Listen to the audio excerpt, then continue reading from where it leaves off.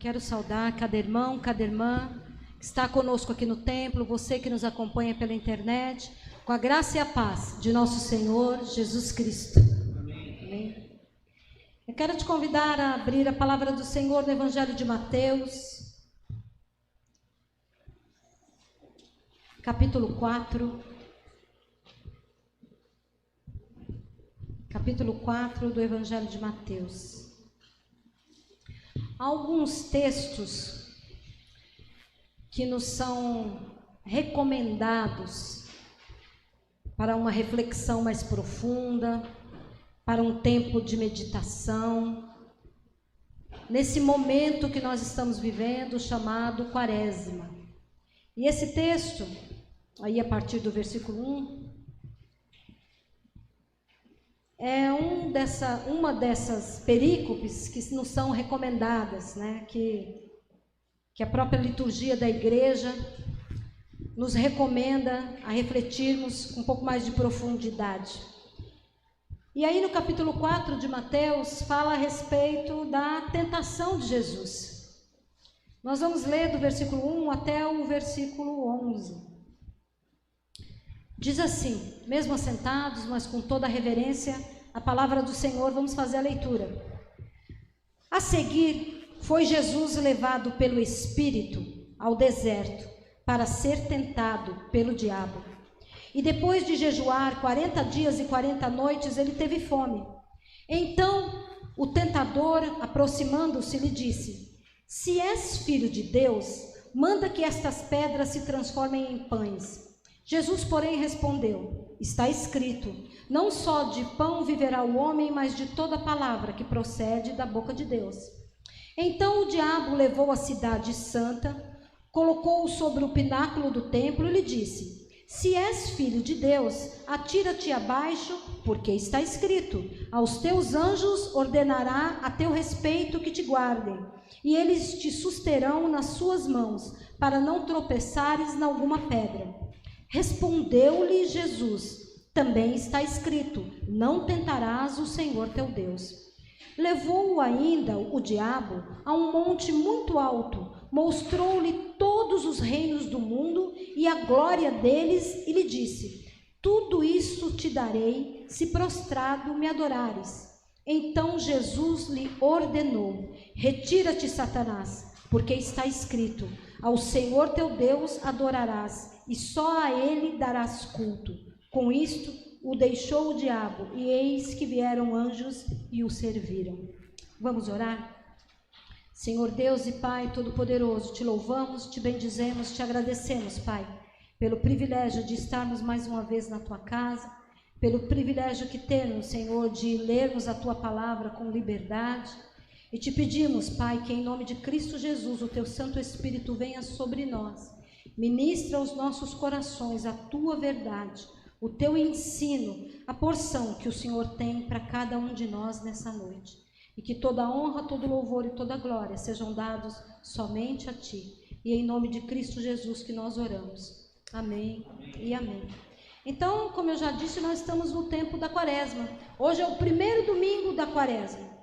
A Quaresma, ela se inicia na quarta-feira de cinzas, teve o seu início na quarta-feira de cinzas. E no calendário cristão, até os 40 dias que antecedem a Páscoa, leva esse nome de Quaresma. Essa tradição vem desde da era cristã, lá do primeiro século. A história de Jesus, o que acontece? A história de Jesus vai sendo contada ao longo do ano, e ao longo do ano nós temos dois grandes ciclos. É o ciclo do Natal e o ciclo da Páscoa. E entre esses dois grandes ciclos tem o que a gente chama de tempo comum. Então, a Quaresma faz parte do ciclo pascal, do ciclo da Páscoa.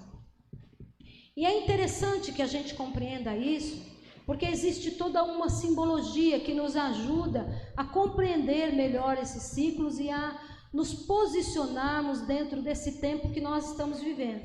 E talvez para muitos possa passar pela cabeça: pastora, toda época de advento a senhora fala sobre isso, toda época de quaresma a senhora fala sobre isso, Mas, meus irmãos, por incrível que pareça, há muitas pessoas que ainda não compreendem esses ciclos, esses tempos que nós vivemos dentro do calendário litúrgico cristão. Por exemplo, eu não sei se você percebeu que a toalha hoje é roxa. Não é roxa porque quem arrumou o altar decidiu que seria roxa. Não é roxa porque quem arrumou o altar achou que o roxo ficaria bem. Há um simbolismo. Nesse tempo de quaresma que nós vivemos, a cor litúrgica é o roxo. E é importante que nós saibamos disso, porque eu já recebi muitos membros que vêm de outras denominações, e aí veja bem, aqui não cabe nenhum julgamento, é apenas uma constatação. Eu já recebi muitos membros que vêm de outras denominações, que têm uma caminhada cristã e que não compreendem esses ciclos, que não sabem os significados, por que troca cor, o que é advento. Eu já ouvi essa pergunta, o que é advento? O que é quaresma? Então, nós precisamos, porque o lugar cultico é também o lugar do ensino, é o lugar de nós aprendermos também, é o lugar do crescimento. Então, se você não sabia o porquê que a toalha, nesses 40 dias, será roxo, agora você já sabe. E daqui, quando for na Páscoa, vai trocar, vai vir uma outra cor. E aí, se você tiver a curiosidade de perguntar o porquê, eu tenho certeza que muitas pessoas aí vão poder te responder. Mas se quiser perguntar para a pastora também, eu vou ter a maior alegria em te explicar. Tá bom? Então, essa liturgia toda, e particularmente a Igreja Metodista tem uma liturgia muito bonita, isso faz parte dos simbolismos que a humanidade precisa. Nós precisamos de símbolos para fortalecer a nossa caminhada e para fortalecer a nossa fé. Então, a quaresma são, como eu disse, os 40 dias que antecedem a Páscoa. E 40 também é um número muito significativo dentro da palavra, nas Escrituras. 40 dias do povo no deserto, antes disso, 40 anos do povo no deserto, antes disso, 40 dias do dilúvio, 40 dias Jesus no deserto. Então, esse 40 não tem a ver aí com o tempo cronológico exato. Ele tem a ver com o momento vivido, com a completude de um momento. É um ciclo que está sendo fechado. Isso é importante que a gente entenda também. Uma geração que passa, como no caso dos 40 anos do deserto, e um ciclo que se fecha, como no caso da quaresma, por exemplo. E normalmente, quando essa completude chega, quando essa completude acontece, é porque uma decisão muito importante vai ser tomada, é porque virá uma grande mudança. Então, nós precisamos compreender isso.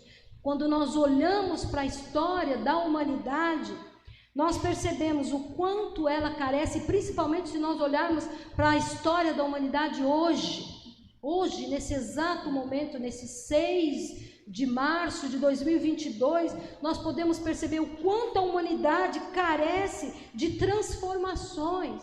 Transformações que ressignifiquem a sua existência, transformações que ressignifiquem o conceito e a prática de algumas palavras. Palavras como unidade, palavras como comunhão, palavras como fraternidade, solidariedade, tolerância, precisam ser ressignificadas. Palavras como humildade, palavras como amizade, palavras como paciência, bondade, obediência, paz e amor. Palavras como essas e outras tantas que podem vir à sua mente precisam ter não só o seu conceito, mas a sua prática ressignificados.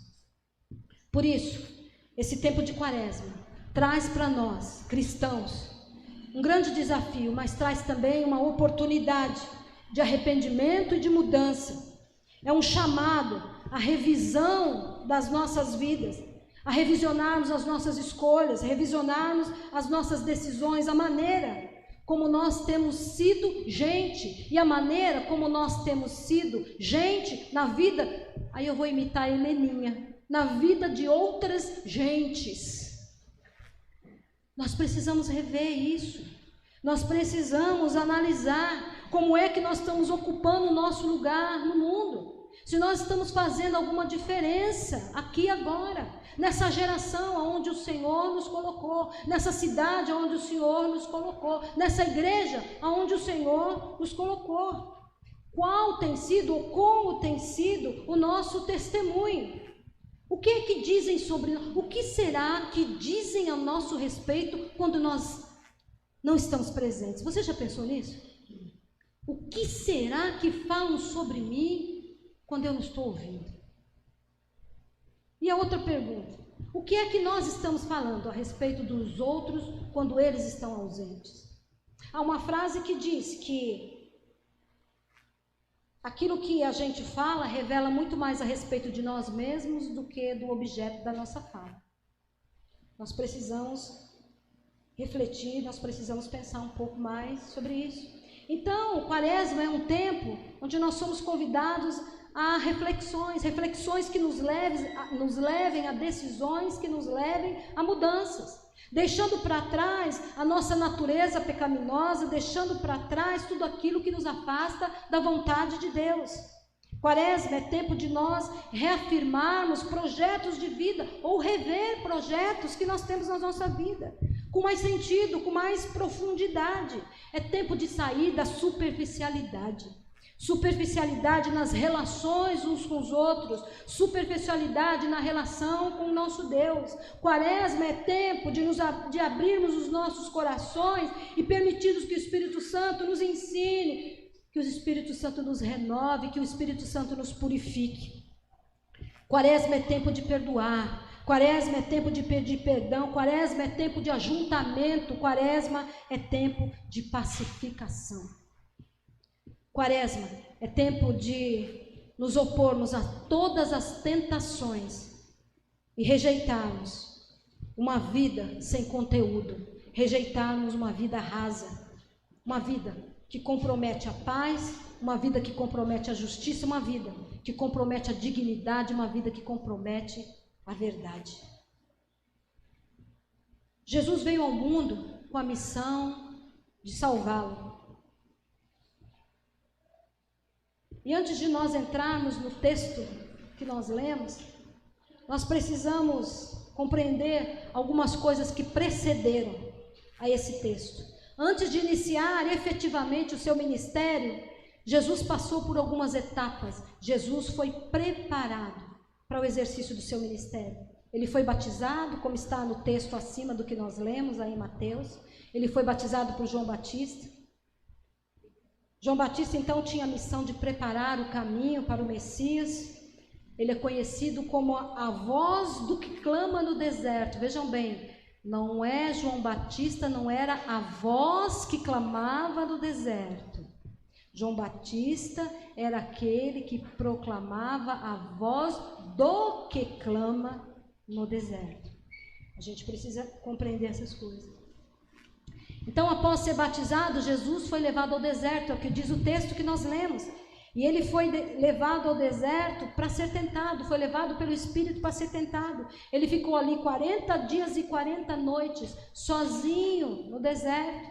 Nós sabemos que o calor durante o dia no deserto é insuportável, e o frio à noite é tão insuportável quanto. Jesus passou então 40 dias e 40 noites sem comer, sozinho. E nós temos que entender que Jesus era sim 100% Deus, mas ele era também 100% homem. Então, o lado homem de Jesus sofreu, como nós sofreríamos, ficando 40 dias sem comer, ficando 40 dias num sol escaldante, ficando 40 noites num frio avassalador, ficando 40 dias e 40 noites sozinhos. Mas Jesus foi levado pelo Espírito porque ele precisava desse tempo de preparação, um tempo longe da influência, um tempo longe da agitação, longe de outras vozes, longe de distrações, para que ele pudesse ouvir somente a voz de Deus.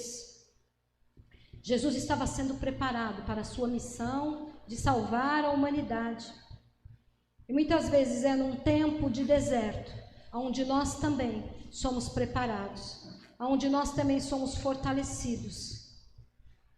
Mas muitas vezes, antes de nós passarmos por esse tempo de deserto, as nossas fragilidades são expostas. O diabo, então, diz o texto, que levou Jesus, que o Espírito levou Jesus para ser tentado pelo diabo. E ele fez isso num momento de fragilidade de Jesus. Ele não foi no primeiro dia que Jesus chegou do deserto, ele foi quando Jesus estava no momento mais frágil, no momento mais vulnerável. E é assim que o diabo vai fazer comigo e com você quando ele quiser nos tentar. Porque a palavra diz que ele está ao derredor. E ele está ao nosso derredor, esperando o momento em que ele possa agir nas nossas vidas.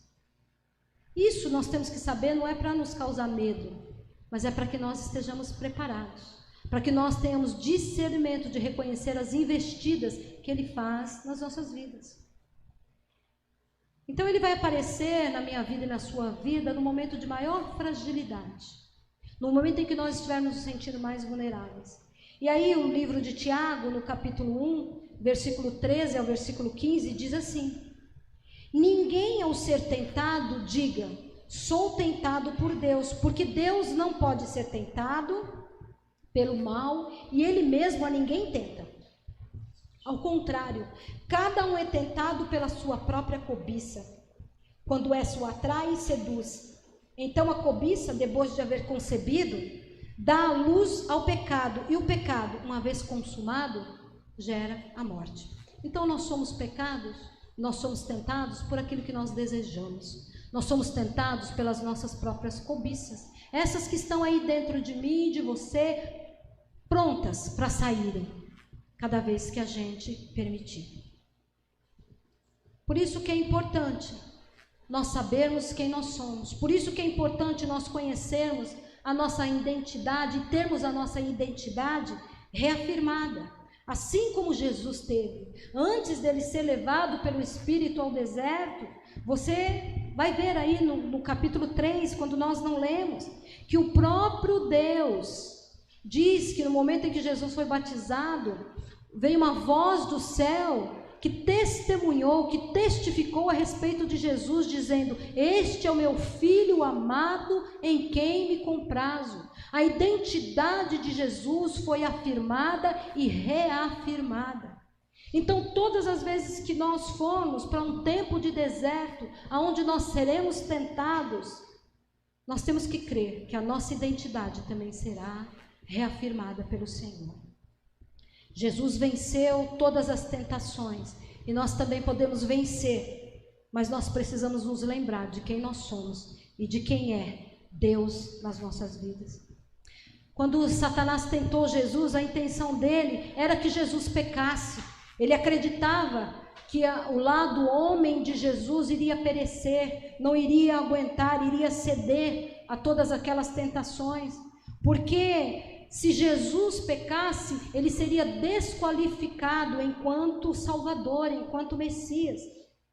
Mas o propósito de Deus, ao permitir que o Espírito Santo levasse Jesus até o deserto, era exatamente mostrar quem era Jesus, era exatamente reafirmar a identidade de Jesus enquanto o Filho de Deus, enquanto Messias, enquanto o Salvador.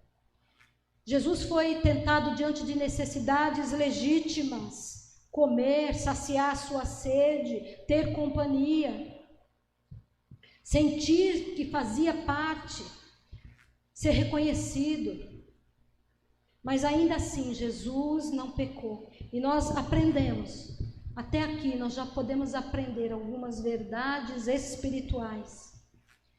A primeira delas é que antes da tentação, Deus afirma quem nós somos. Deus nos lembra da nossa identidade e nós somos cheios do Espírito Santo. Uma segunda verdade espiritual é que nós não passamos pela tentação sozinhos. O Espírito Santo permanecerá conosco em todo o tempo. Uma terceira verdade espiritual é que as nossas fragilidades, a nossa vulnerabilidade serão expostas no momento da tentação, no momento do deserto. E uma outra verdade espiritual é que nós podemos sim vencer as tentações. E assim como Jesus, nós podemos não pecar.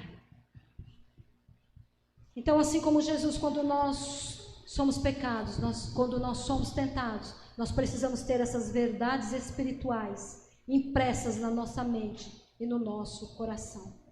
E a primeira tentação de Jesus, nós vamos passar rapidamente aí por elas, mas a primeira tentação lá no versículo 3 diz: o diabo diz para Jesus: ó, se és filho de Deus, manda que essas pedras se transformem em pães. Jesus, porém, lhe respondeu, versículo 4, está escrito, não só de pão viverá o homem, mas de toda palavra que procede da boca de Deus. Então, como eu já disse, o inimigo ataca nas nossas fraquezas. Ele sabia que Jesus estava passando por um momento vulnerável. Jesus estava com fome, Jesus estava com sede, Jesus estava cansado, Jesus estava se sentindo sozinho. E apresenta argumentos relevantes, que num primeiro momento, os argumentos parecem legítimos. Jesus poderia pensar: eu estou com fome. Nós poderemos pensar em algum momento de tentação: eu estou com fome. O que tem de mais eu aceitar essa comida que está me sendo oferecida? O que tem de mais eu saciar os meus apetites? O que é que tem de mais eu satisfazer a minha carne? O que é que tem de mais? É uma necessidade legítima. Eu já cumpri a minha parte, eu já jejuei. E aí, irmãos, eu posso falar com propriedade.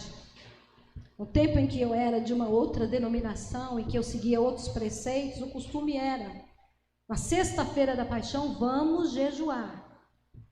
Durante a quaresma, vamos evitar alguns alimentos. Mas em compensação, quando chegasse o tão chamado sábado da aleluia, bom, vamos descontar tudo que a gente sofreu aí nesses 40 dias. Luciana está fazendo assim com a cabeça, que eu sei que ela também foi da mesma denominação, ela sabe do que eu estou falando.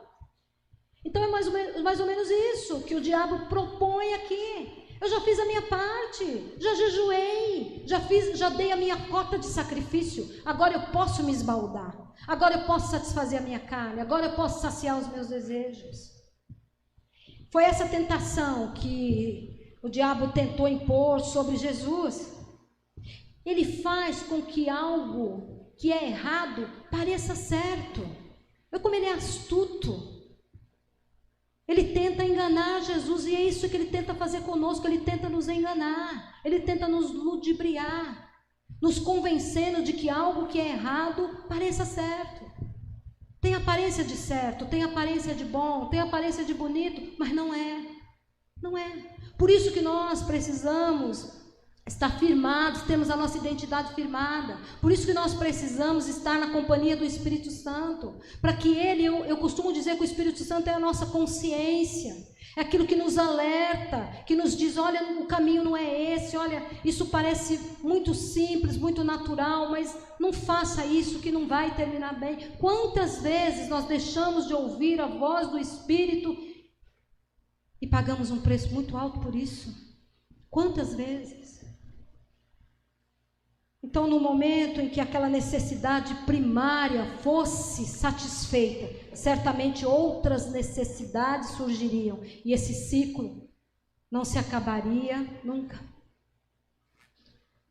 E não é assim que acontece quando nós cedemos às tentações, quando nós decidimos satisfazer um desejo da nossa carne, não surge em seguida outro desejo, e depois outro desejo, e depois outro, e não termina um buraco sem fim. Mas Jesus nos ensina que essa tentação pode sim ser vencida pela confiança na palavra de Deus, a confiança de que Deus proverá o alimento e que Deus proverá tudo aquilo que nos for necessário, tudo aquilo que for necessário à nossa sobrevivência, no momento certo, no tempo certo. E o alimento que Ele vai nos oferecer vai nos saciar eternamente. É o que diz a palavra: quem come desse pão nunca mais terá fome, quem bebe dessa água nunca mais terá sede. Na segunda tentação, o diabo diz para Jesus lá no versículo 6: se és filho de Deus, atira-te abaixo, porque está escrito: aos seus anjos ordenará a teu respeito que te guardem, eles te susterão nas suas mãos para não tropeçares em alguma pedra. Respondeu-lhe Jesus: também está escrito: não tentarás o Senhor teu Deus. Veja como o inimigo é astuto. Percebendo que Jesus usou das escrituras para confrontá-lo, ele também resolve fazer uso das escrituras para confrontar Jesus, para tentar Jesus. Ele usa a palavra também. E aí, isso nos mostra o perigo que nós corremos. Quando a Bíblia fala a respeito dos falsos profetas, daqueles que dizem e que até citam a palavra, mas as intenções não são intenções de vida, são intenções de morte. E nós precisamos estar revestidos lá da armadura de Deus para resistirmos a tudo isso. Nós precisamos ter um pleno conhecimento da palavra do Senhor. Essa tentação deixa claro o perigo que é usar um texto fora do contexto. Como que dependendo de quem fala e a forma que se fala, uma mentira pode se converter em verdade. Então nós precisamos conhecer a palavra de Deus, nós precisamos ter uma interpretação correta, confiável da palavra de Deus. Por isso é importante a escola dominical, por isso é importante você ler a palavra, por isso é importante você participar de estudo bíblico, por isso que é importante o discipulado, para que você não seja enganado, para que você não seja levado por todo o vento de doutrina, para que você saiba em que a sua fé está fundamentada. Olha lá, o diabo citou as escrituras, sim, a citação estava correta, sim, mas estava totalmente fora do contexto. O texto bíblico, além da iluminação do Espírito Santo, requer estudo, requer duas palavrinhas, uma chamada exegese, a outra chamada hermenêutica. Requer.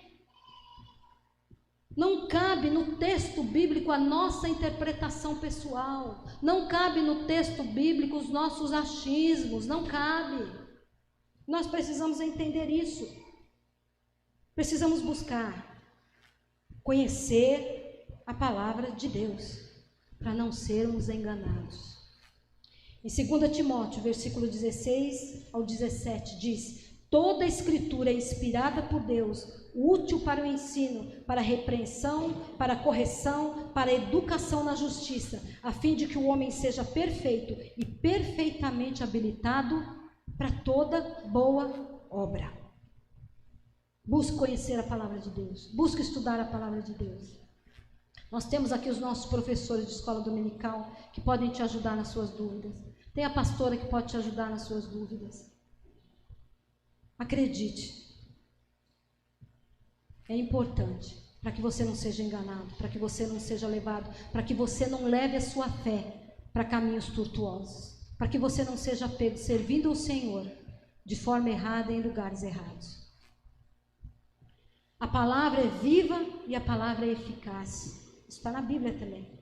Então a palavra, quando ela é bem compreendida, ela promove vida, mas quando ela é usurpada, ela se torna caminho de morte, caminho de perdição.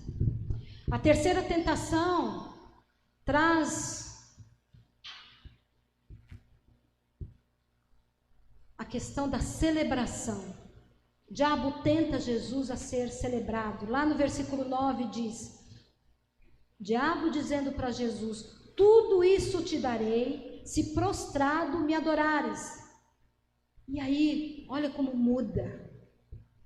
Então Jesus lhe ordenou. Você percebe que das outras vezes diz: Jesus lhe respondeu, então Jesus lhe disse, mas aqui Jesus lhe ordenou. É como se Jesus estivesse dizendo: olha, chega, você já chegou no limite.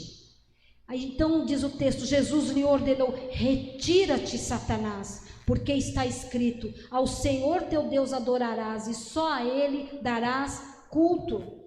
Aí Jesus nos ensina aqui a importância do discernimento espiritual. Jesus deixa claro que ele sabia desde o início quem estava ali. Se Satanás estava achando que estava enganando Jesus, que Jesus não havia discernido quem ele era, aqui Jesus deixou bem claro: não, eu sei quem você é e eu sei o que você está tentando fazer. Então nós precisamos buscar o discernimento espiritual para compreendermos todas as vezes que Satanás se aproxima de nós e tenta nos levar para longe da vontade de Deus. Precisamos ter esse discernimento, essa compreensão, para reconhecermos Ele e a ação dele nas nossas vidas. E Jesus então dá uma palavra de ordem: retira-te. E a palavra de Deus diz que a mesma autoridade está sobre nós. Quando nós reconhecemos o inimigo, nós também temos essa autoridade de ordenar em nome de Jesus Cristo, não no nosso nome, não na nossa força, mas no nome de Jesus Cristo. Saia em nome de Jesus. Ai, não tenha dúvida, nesse nome ele vai sair. Ele vai sair. Então Jesus está dizendo: olha, eu sei que é você, e eu sei perfeitamente o que você está tentando fazer. E muitas vezes nós temos que ter essa compreensão, e sem medo dizer para Satanás: olha, eu sei que é você, e eu sei o que você está tentando fazer na minha vida, eu sei o que você está tentando fazer no meu casamento, eu sei o que você está tentando fazer no meu trabalho, eu sei o que você está tentando fazer na minha casa, eu sei o que você está tentando fazer na minha igreja. Nós temos que dizer: mas retira-te daqui em nome de Jesus. Essa tem que ser a nossa palavra, essa tem que ser a nossa ação. Nós aprendemos também aqui nessa terceira tentação que o diabo nos oferece atalhos. Ele estava oferecendo para Jesus o reino, ele estava oferecendo glória para Jesus, se Jesus o adorasse. Ele estava oferecendo para Jesus uma coroa que já era de Jesus, tá certo? Veja como ele é astuto, como ele é enganador. Às vezes ele quer oferecer para você também algo que já é seu. Mas como você não tem essa nítida compreensão, você acaba aceitando, achando que está fazendo um excelente negócio. Então o diabo estava oferecendo para Jesus a coroa, mas sem passar pela cruz. Ele estava oferecendo um atalho para Jesus. E quantas vezes ele oferece para mim e para você também esse atalho? E às vezes nós, amedrontados, acovardados, aceitamos esse atalho porque não queremos pagar o preço. Porque a vida cristã, a vida com Deus, tem sim um preço a ser pago. Mas o que nos aguarda é muito maior, a palavra também nos diz. Aquilo que está nos aguardando é muito maior do que qualquer coisa que nós possamos ter ou experimentar aqui na terra. Então ele faz para nós a mesma proposta, de facilidade, sem comprometimento. Ele nos oferece a coroa, mas sem passar pela cruz. E a proposta de Jesus não é essa. A proposta de Jesus é: você quer ser meu discípulo? Pega a sua cruz e me segue. Mas nós aprendemos também nessa tentação que ele não desiste. Ele tem um único objetivo, que é matar, roubar e destruir a vida abundante, que é a promessa de Deus para cada um de nós. Mas ele está disposto a pagar qualquer preço, e ele deixa claro isso nessa terceira tentação: qualquer preço, poder, riquezas, glória, qualquer preço ele está disposto a pagar pela minha alma e pela sua alma. Isso tem que ficar muito claro para nós. Eu já disse isso aqui algumas vezes. Há uma batalha no mundo espiritual por cada vida. Há uma batalha incessante pela minha vida e pela sua vida. E nós precisamos decidir de que lado nós estamos.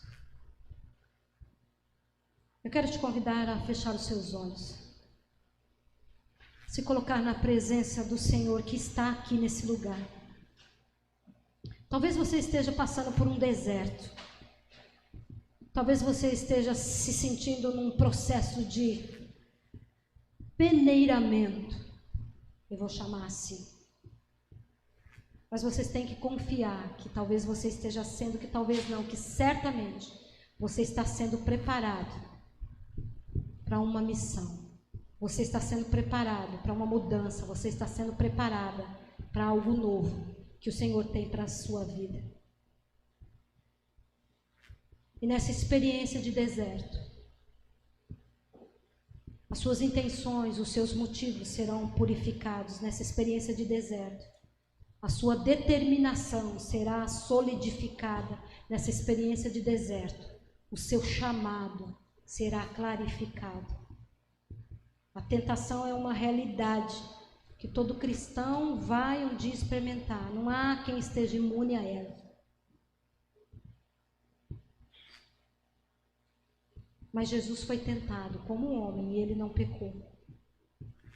A resposta que nós podemos dar à tentação não é negá-la, não é fingir que ela não existe, mas é enfrentá-la à luz da palavra de Deus. Cada vez que a tentação sobrevier sobre a sua vida, vá para a palavra de Deus e encontre na palavra a resposta para essa tentação. Foi isso que Jesus fez. É isso que nós precisamos fazer. Há uma promessa sobre a sua vida, uma promessa de que um dia você também vai receber a coroa. Não permita que nenhum enganador, não permita que o tentador te desvie do caminho. Lembre-se da palavra do próprio Jesus: eu sou o caminho, a verdade e a vida. Amém e amém.